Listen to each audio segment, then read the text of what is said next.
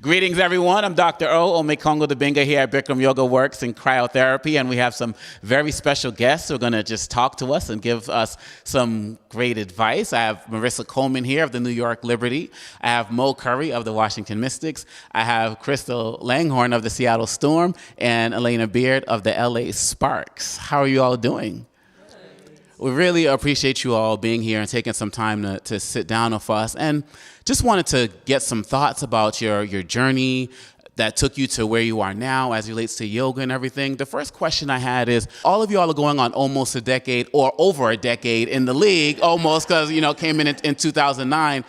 How has your mentality changed from when you entered to where you are now as it relates to longevity in the game? It's definitely changed for me. I know my first year in the WNBA, I still was eating anything I wanted to. I wasn't necessarily taking care of my body. It was anything I was doing was just on the court, was getting extra shots up or extra workouts. But as you get older, and a lot of the vets that I'm around, Alana being one of them, just emphasizing the importance of taking care of your body and low impact workouts. And yoga and hot Pilates are definitely great workouts that aren't hard on your body. So it definitely helps with your longevity.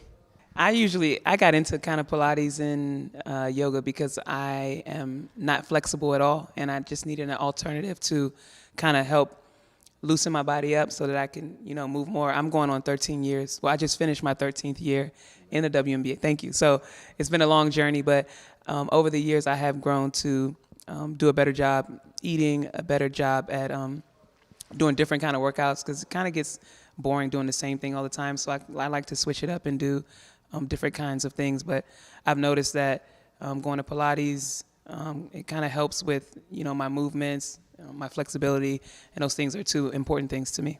Yeah, I would say I'm the same. And just having different workouts just with Pilates and yoga.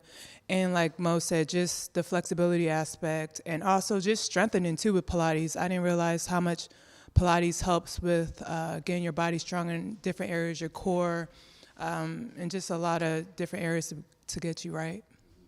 Very similar to everyone else, but I started yoga in 2010 after a major injury, and I had to figure out something to do because all I was doing is rehab and then sitting in my house and eating.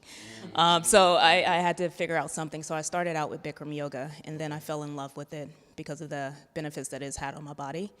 But just in the past 3 or 4 years, I started with Pilates and then cryo, and the benefits have been extremely tremendous for me.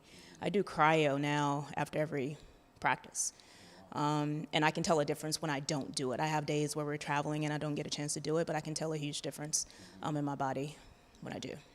Thank you for that. It's really appreciated. And one thing we noticed following you all on social media, and you all are, even when the season's done, you're all over the world doing stuff with young people, and so your schedule stays busy. How over time, how has yoga in particular helped you stay grounded, if at all? Having that dedicated space, has that helped you in ways that you didn't expect? With yoga, I think it depends on how consistent you are with it. I have my moments where I'm extremely consistent, where I'm going in maybe 2 or 3 times a week. But like you said, we do a lot of traveling, and sometimes you don't get a chance to put in as much time. But what I've found is that you have yoga studios all over the world, and all you have to do is Google and find one. So that's been super easy for me. Yeah, with yoga, I feel like I've tried to focus on meditation a little bit. Like Elena said, I don't get to do it all the time, but it helps just being a calming thing for me. I really get to relax and not think about other things. So I think I use yoga. If I can do it during the season, I can use it for that, just to relax and meditate and try to meditate. I'm not a master. So I've been trying to do better and try to focus when I'm doing yoga, not thinking of anything else. So I just think it helps me a lot with just relaxing. I mean, I got to be honest, yoga is so hard for me, and I really struggle doing yoga. But I do know when I do take a class and I make it through a class, because it's so difficult for me, I feel mentally tougher. My body feels stronger. But just to be able to make it through, I'm like, wow, I made it through. Because usually halfway through the class, I think I can't make it. And I'm like, I keep trying to tell myself not to leave the class because it's really difficult for me. But, it is something that makes me feel tougher, especially mentally when I can't make it through an hour and a half long class. And one of the questions I wanted to ask you all, and this is for athletes and non-athletes. I mean, you all play at the highest levels. You've been doing this work. You've been dedicated to not only the physical fitness, but the mental work. And one of the things we talk about in our classes is the importance of people understanding their journey and understanding the importance of perseverance, never giving up, having that comeback ability. What advice do you give to people, like I said, athletes, non-athletes, about staying the course, about believing in yourself and just never quitting? And any one of you can take it, but you all are sitting here as prime examples of that. I want to know what advice you would give to people watching. I mean, obviously, all of us, like you said, we've all had moments in our lives where we had to persevere through obstacles. I mean, I can point out Monique Currie in terms of how many ACL injuries have you had? 2. I mean, you don't come back. She had 2 ACL injuries, and she's come back, and she's playing at the elite level. And the same goes for me. I had a major injury in 2010, was told I would never play again. And the moment that the doctor told me that, sitting in the office, my response was, okay. It wasn't a negative reaction. It wasn't a positive reaction, but my mind automatically went into recovery mode, understanding what I have to do to get back on the court. And I think the one thing that personally you have to do is understand that it is your journey. You can't look right, you can't look left, and you have to sort of decide what it is that you want. And once you decide that, everything else, it comes. It's not easy. You have to develop a discipline. That's very hard to develop.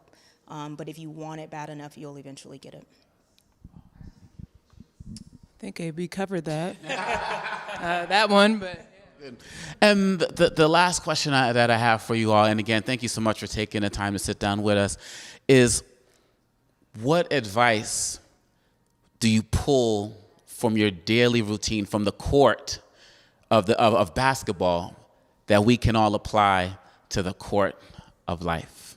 This is, I would say, I feel like I've always done a pretty good job of time management. Being efficient with our workouts, not wasting time.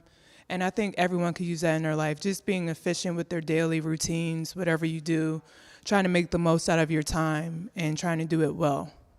My biggest thing is really balance, okay? To have a good balance between what you take seriously, working out, your work, but also enjoying yourself and enjoying the moment. So I like to have a good time. I like to make sure that I'm not too focused on one thing so that I can just have that kind of balance. And so I never try to get too high or get too low. I try to stay even keel that way, because disappointments happen, and so do, things that are exciting. So, I try to not let one or the other take me too far outside of myself. That way I'm able to take everything in and accept it for what it is. And so I just think balance in life is important, being dedicated and committed, but also making time for yourself to do things that are more enjoyable for you. I think for me, it's just about enjoying what you do. Like I said, Mo alluded to it as well. But when you enjoy it, you love it. And so you're going to put time into it. The moment you stop enjoying it is when it becomes hard. It's simple, but you have to love it. So manage your time, have balance, and enjoy the ride. I thank you so much, Mo Currie, Krista Langhorne, and Alana Beard, for sitting down with us, Marissa Coleman as well. And I wish you continued success on your journey. And please know that whenever you're in town, you have a home here at Bikram Yoga Works and Cryotherapy. You take care. Thank you.